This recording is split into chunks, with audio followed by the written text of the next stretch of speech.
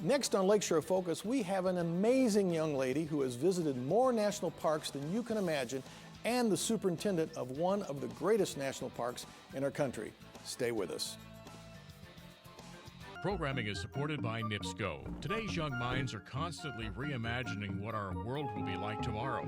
That's why NIPSCO is upgrading its infrastructure now, so we're ready for whatever comes next. More information at nipsco.com/future.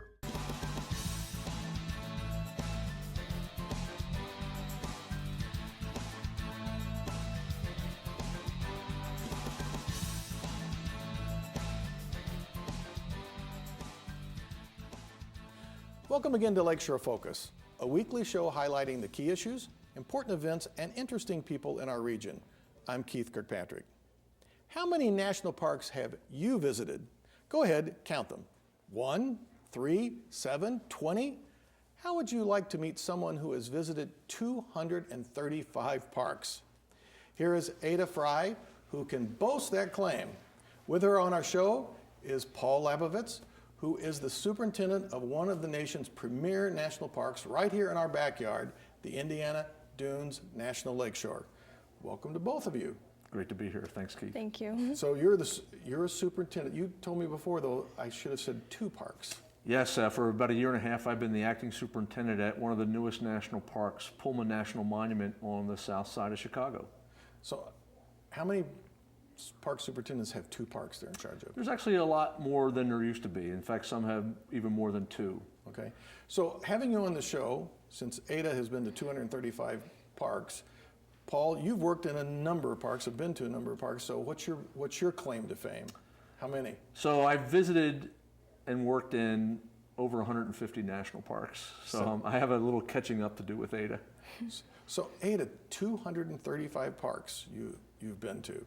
What possessed you to start doing this? Well, when I was 9 years old, and I'm 15 now, in 2010 I went to Effigy Mounds in Iowa, and 2 very nice lady rangers came up to me and they invited me to do the junior ranger program there. And they helped me fill out my booklet that they gave me, and once I was finished with it, I got a badge that kind of looks like this. Is that all 235 on there? No, I actually have 5 more Girl Scout sashes that I completely filled out with all these badges, but they're so heavy that I can't wear them. So I just have to wear the vest, but even this is a little heavy, but. So you don't wear this to school or anything, right? Oh, no. Oh. Do you think the kids would make fun? No, I think it's pretty cool. Like, I would get a lot of attention and a lot of questions, and I actually really enjoy the attention on me. So do you have any badges like this, Paul? So I have a couple Junior Ranger badges, but I don't have nearly the number that Aida has. So the Junior Ranger program has been around a long time? Yeah, I don't know how long exactly, but most, if not all, national parks have at least one Junior Ranger program. Some have multiple Junior Ranger programs. Have you met Aida before this show? I had met Aida for the first time a couple weeks ago at a National Park Centennial event in Washington Park in Chicago, where New Orleans Jazz had sent a band up to do a second line parade. And then we were together again 2 weeks ago at Pullman National Monument. Wow, so you guys become big buddies here. So I'm trying to hire Aida as a park ranger. Yeah. Well, how old do you have to be to begin to be a real park ranger? That's a good question. I think we can hire students, high school and college students, and then I think 18 or 21 is for a permanent full-time job with the National Park Service. Is that your aspiration? Well, I actually want to be the director of the National Park Service, the person who takes care of all 411 national parks. So you want to be his boss? Yes. What do you think about that? I think it's great. I think it's great. Although we have a new national park last week. There's 412 now. Really? Yeah. I can't believe I scooped Aida. Wow. So what is it? I want to say Stone Tavern in New York City, an LGBT site that the president declared as a monument literally less than a week ago. Wow. 412. Now you're up Brand to new date on park. this. So this station is watched all over Chicago. So where do you live? In Crystal Lake. Okay, you're in Crystal Lake, so you're in the Illinois side. Yes. You've been coming over here quite a few times to Indiana, right? Oh yeah, definitely. I love visiting the parks, but since I only have 2 national parks that are kind of close to me, those are the ones that I frequently visit. And plus I love the city, so I don't mind. Really, the two parks you're over are the closest ones here in the Yes. Chicago area, right? So that's why we're very lucky to have Ada close by, and she's been great in promoting the National Park Service. So did they give you a badge from the parks here too? Oh yeah, definitely. Okay, so you've got all these. So you've been doing this now for almost 6 years, right? Almost. Okay, so I'm trying to do the math. How many parks do you have to go? You've gone to each year then? Like 6 into that, like about 40 parks a year? It's summer for That's me. So that's all you do in the summer? Yeah, that's as many times as we possibly can. We're having a 3-week trip coming up soon, and we're gonna go to New Mexico, Arkansas, Texas, visit those national parks. Okay, we meaning? My family, my mom and my dad with me. Okay, there's the 3 of you? Yes, just the 3 of us. Just the 3 of you. I get the back seat, my mom gets, it's nice because I sleep, I could read, listen to music, fill out my booklets, learn about the park that I'm going to. I get the pamphlets beforehand and I just read them and learn about the park. So wouldn't a lot of people say, are your parents crazy going to this many parks with you, taking you to all these places? Oh yeah, we're all obsessed with it. Like, just to go to a park, we have to wake up like at 5 and then just go. So do they get any badges? My grandma has gotten one, but them, no, they don't. Oh, they can't be, they're too old, right? No, if my grandma can do it, then Oh, that's true. yeah, So you can be a junior ranger at any age?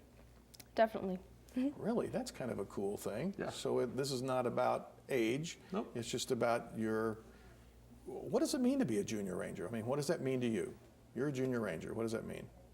Well, to me, it's not really going to all the parks and collecting the badges. Like, it is that, but I think being a real junior ranger is learning about that park and really sharing that information about the park to others. So, like, collecting memories and really having a great time, I think, is being a junior ranger. How many kids like this have you met? One, She's the one, huh? she's the one. What are most of the other kids like who are trying to do the junior ranger So, thing? you know, we get a lot of kids come in and are excited about the Junior Ranger program. And I've read about other young folks who've made it a mission to go and get as many as they can. I've seen kids with quite a bit of Junior Ranger badges. Ada, though, is topped them all.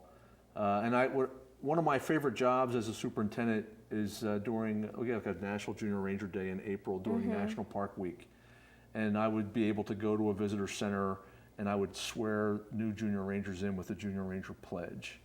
I promised to learn about the Indiana Dunes, explore the Indiana Dunes, and protect the Indiana Dunes, or whatever park I was working at.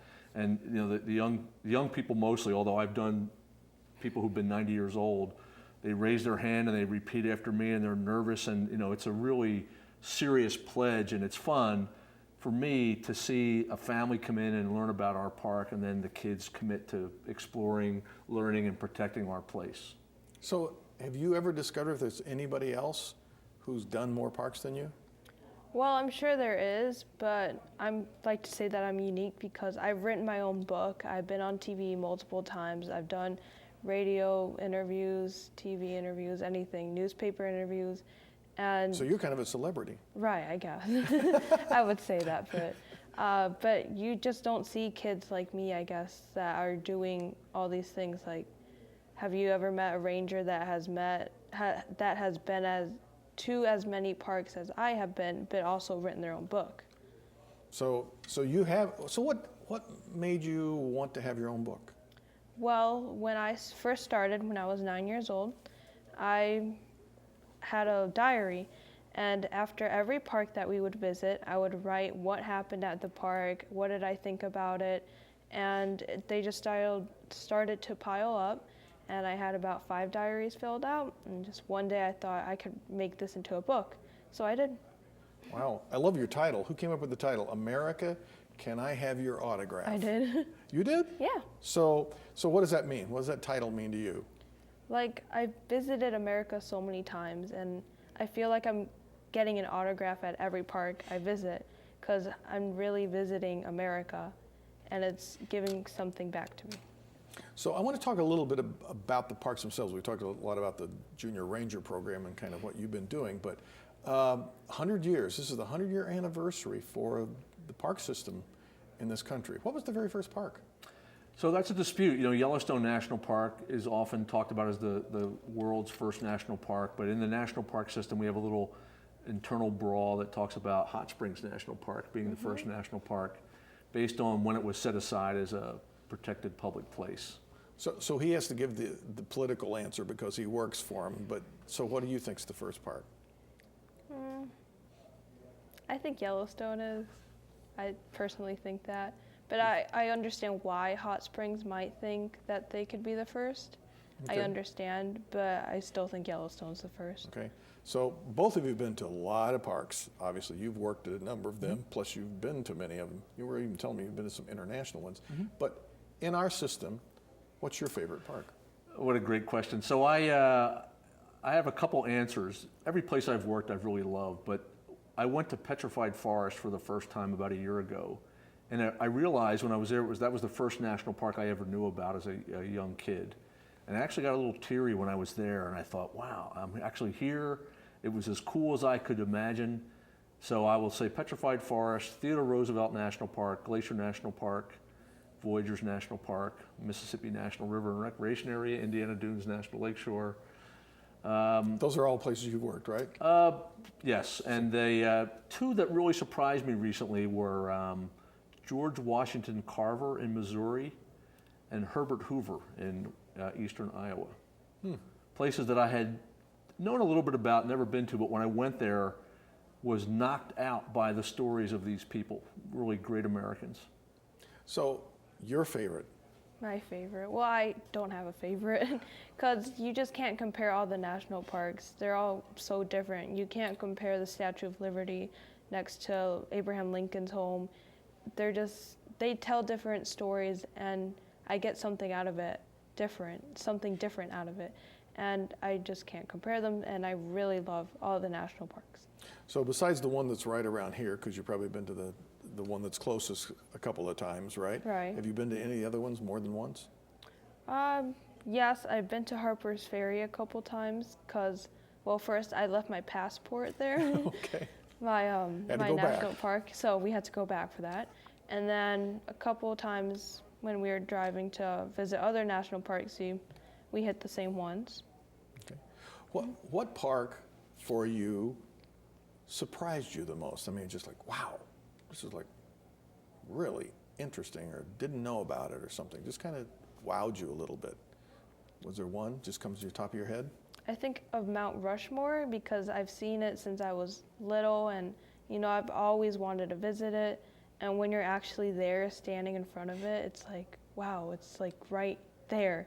Like you're looking at it right now, and it just blows me away. Have you had a wow? Yeah, I was trying to think what my wow moment was, and I think it was like a dinosaur national monument on the Utah-Colorado line. And I knew they had a great dinosaur exhibit of fossils, but I didn't realize that the Green River and the geology of the region and the petroglyphs were a part of that park. And I really think of that as a pivotal visit of a place that I was just surprised by. Now, this will be an unusual question, probably not one that you've been asked before. So I want to ask you, have you had a scary moment at the park where you're just like, oh my gosh, a frightening moment, or a moment where you're like, ooh, that's a little spooky, or a little, I don't know, give you the shivers or something? I don't have a scary moment. When I was little, I was really terrified of caves. I don't know why, I just didn't like the darkness and not knowing what's in there. But eventually I grew out of it, I like to say, and now I love caves. But the first cave I ever been to was Russell Cave, but I got so freaked out by it. But I really had nothing to be scared of because all the lights were on and there were people around me. It wasn't that bad. So you outgrew it. Yeah, exactly. So you got over it.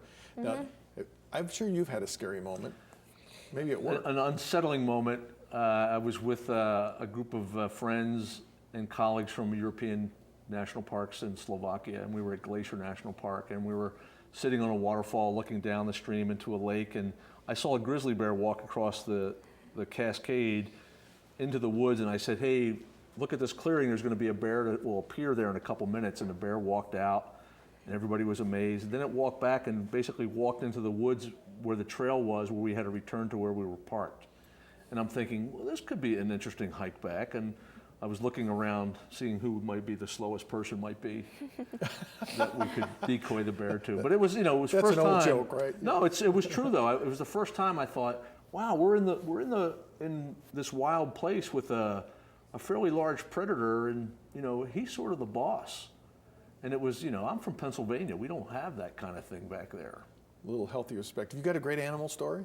Great animal story. Well, I've seen plenty of animals, but one that really stood out to me is that when I went to Yellowstone, I saw coyotes there, and those are really rare to see at Yellowstone.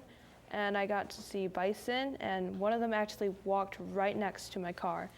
And it scared me a bit because they're so big, but it was awesome. And another one is that I went to Assateague Islands, and I was eating an apple, and the car door was open, and a horse just came out of nowhere, and it took the apple from my hand. Really? So when the bison passed, were you in your car? Yes. So when the bison passed, and just ignore that he's there, did you roll your window down and reach out and touch it? Well, the window was already down. I wanted to touch it because it was literally rubbing against the car, but I didn't want to. Because that's one of the rules, right?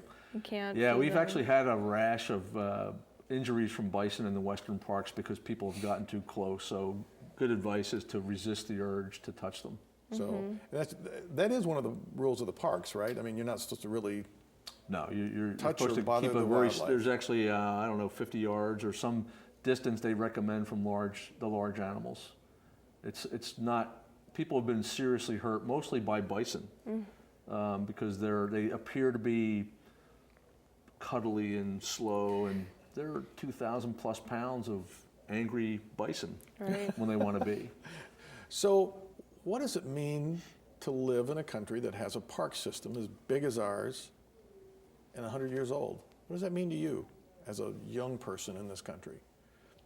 Well, I just really like visiting all the national parks because you learn about your country, and there are plenty of people who may not know that this park existed and this is what happened.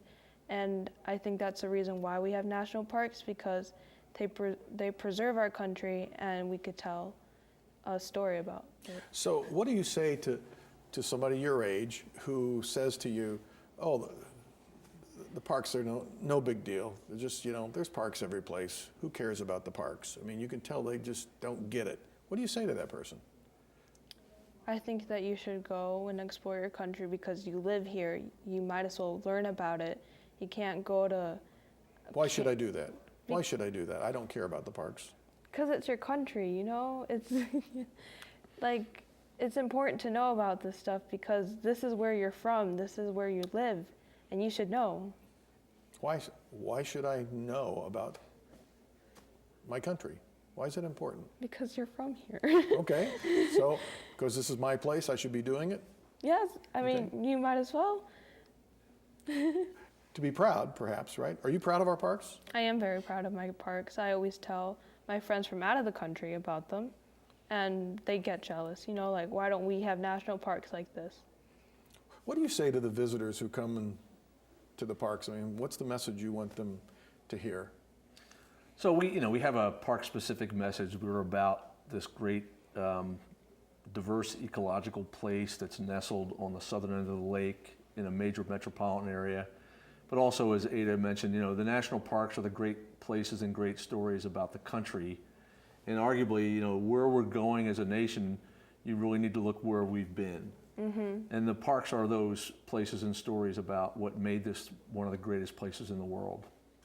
I've heard you say before, you always say to the people who visit, this is your park. What is that phrase you use, and why do you share that? So the parks are owned by everyone. It's a very unique concept that the best places in our country are not owned by the wealthy, but they're in fact owned by everyone. And so I am proud and honored to have my job as a steward of one of those places. And that, to Aida's point, you should visit your parks because they're your parks. It's your place. And it's work, You mentioned, we have to maintain them. It's a lot of work, but it's worth it because we see people every day who come, who are either trying to visit the mall or this may be their first national park visit, and they're completely transformed and they appreciate what we, the people, have set aside for everyone forever. So we're 100 years in. And It's interesting because I've heard you talk about in a lot of other countries we don't understand this, that many of the great special places and historic places are privately owned. Right. So it's not owned by the people of this country. So it's kind of interesting. Now, I know we have a lot of international visitors. So do you see a lot of people from other countries in the parks? Oh yeah, especially Statue of Liberty, Mount Rushmore, those big parts. You see every country imaginable, every language. You hear all these people speaking, and you just see a lot of different people there. That's kind of a neat thing, too, to see all that. You really are kind of proud of that fact that so many people come to your parks from all over the world. Why do they come here? Because they've heard about this great feature of the United States of having this national park system, and it's not a week goes by that I don't bump into somebody at Indiana Dunes who's from some part of the world who's just trying to visit all the national parks wherever they can. We had a group from China here 2 weeks ago, and I bumped into a couple at the Portage Lakefront one day, and I'm waiting for the Northwest Indiana Leadership Group. And I said, hey, where are you from? They said, oh, from Australia. You just never know. And we have, at the Visitor Center, we keep track of where people are from. Most people from Indiana, Illinois, but a lot of Europeans, a lot of Asians, people from all over the world. Even Pullman, the new park, has had people from every continent except Antarctica already. Wow. So besides trying to be the future director of the National Park Service, what's your goal here? Are you going to try to get to every park? Is that the goal? Yes, I really, really want to visit all 412 national parks. By what age? Haven't really thought of that. You're just going to do it? As soon as I can. Okay. So what one are you looking most forward to that you haven't been to yet? Is there one you're like, I can't wait to go to? Red forest, the red forest trees, and I really want to visit those because, as I said before, I've seen those since I was little, and I just want to see it in person. It's different from reading it to actually visiting it. And I'd rather visit it because you get more out of it. That's an important message. Go there to really have the experience. Do you still have a goal of one you want to get to? The only state I haven't been to is Hawaii, and there's some very wonderful national parks in Hawaii. So, but yeah, there's still a long list of places I'd like to go see. But we have more orchids than Hawaii in the national park, right? Yeah, Indiana Dunes has more native orchid species than the state of Hawaii, but the caveat is Hawaii only has 2 native species of orchids. So it's a soundbite. It's kind of cool that we have wild orchids here, but it sounds cooler Just don't than tell it that is. second I part. know. It's just Okay. I think it's fun. So is there any message you want to give Ada here at the closing if she is eventually your boss? So, well, yeah, I would love to have Ada as my boss. It's to have a national park director who's been to all the parks would be spectacular, and we have a good director now. I guess my advice is make sure you keep having fun at it. Yeah. Okay. And she's on a good pace. In 6 years, she's over half of the parks, so the pace is pretty good. That's great. Well, thank you for both being on the show, Thank you. Good luck. I want to keep track of what you're going to be doing in the future, okay? Okay. And when you're becoming the national director, I want to get your autograph then too. Okay. See you. Thank you. Thanks for being on the Thanks, show. Keith.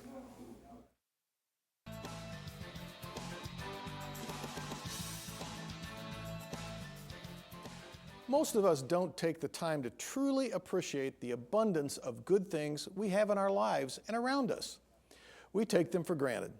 The national park system in America is one of those incredible assets which we know exist, sometimes visit, listen to stories from others who have been there, and view pictures and films of magnificent vistas and wonderful wildlife. It does not occur to us to consider the efforts it has taken to build this enormous portfolio. We will not sit and wonder what goes on behind the scenes to maintain and enhance this amazing asset for our country.